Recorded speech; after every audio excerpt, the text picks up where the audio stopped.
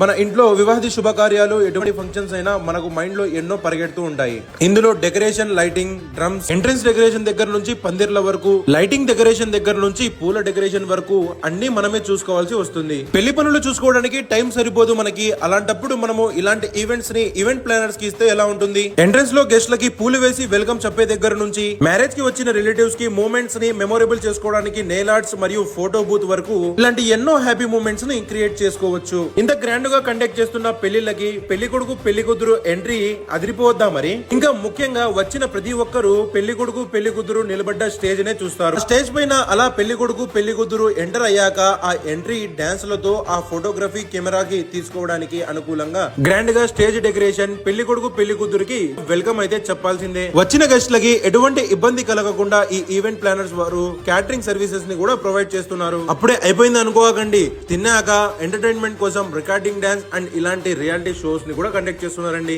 మరి హల్దీ దగ్గర నుంచి పెళ్లి అయిపోయేంత వరకు క్యాటరింగ్ వరకు ఇంత గ్రాండ్ గా ఈవెంట్ ని సక్సెస్ఫుల్ గా కండక్ట్ చేస్తున్న